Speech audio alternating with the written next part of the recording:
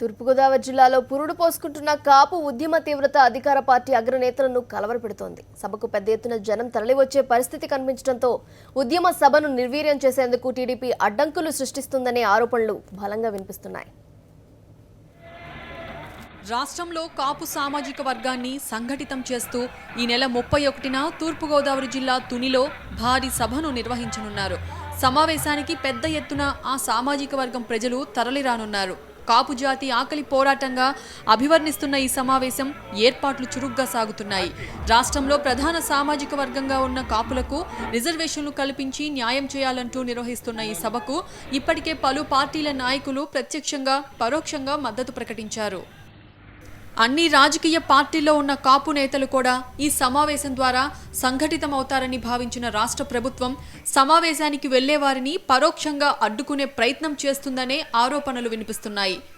ముమ్మిడివరం నియోజకవర్గంలో పలు ప్రాంతాలకు చెందిన నాయకులు, కార్యకర్తలు సభకు భారీగా తరలి వెళ్లేందుకు కొద్ది రోజుల క్రితమే కార్పొరేట్ విద్యా సంస్థలకు చెందిన బస్సులు ఏర్పాటు చేసుకున్నారు. ఈ నేపథ్యంలో మీటింగ్కు బస్సులు ఇవ్వద్దంటూ అధికార పార్టీ నుంచి విద్యా సంస్థలపై తీవ్ర స్థాయిలో ఒత్తిళ్లు వస్తున్నాయని సామాజిక వర్గ నేతలు ఆందోళన వ్యక్తం చేస్తున్నారు. తెలుగుదేశం పార్టీ అన్ని గ్రామాల్లోని కూడా రావద్దని మీటింగ్ పెట్టడం జరుగుతోంది. మేము ఒకటి అడుగుతున్నాం, చంద్రబాబు నాయుడు గారు ఆర్ కృష్ణ గారిని పెట్టి కాకినాడలో మీటింగ్ పెట్టి తప్పుడు స్టేట్మెంట్ ఇప్పించామంటే నీ మేనిఫెస్టోకి విలువ ఉందా, నీ చంద్రబాబు మాటకి విలువ ఉందా మీరు తెలుసుకోవాల్సిన అవసరం ఉందని చెప్పి సందర్భంగా మేము తెలియజేస్తా ఉన్నాం.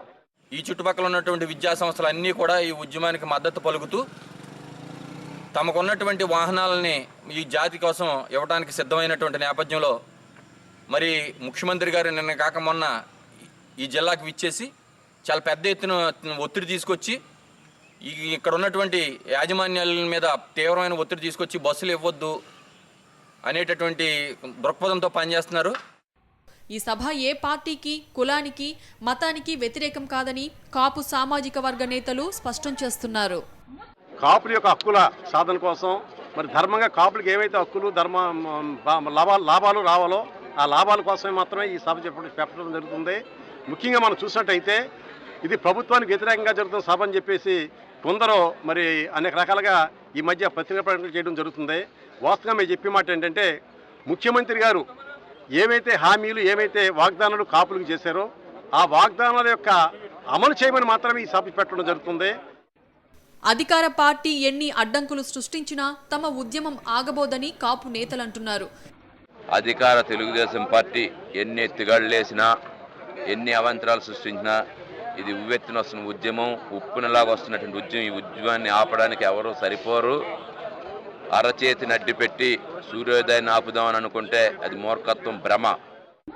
ఏది ఏమైనా తాము ప్రతిష్టాత్మకంగా నిర్వహిస్తున్న ఈ సమావేశాన్ని విజయవంతం చేయడానికి పూర్తి స్థాయిలో ప్రయత్నిస్తామని చెప్తున్నారు కాపు సామాజిక వర్గం నేతలు.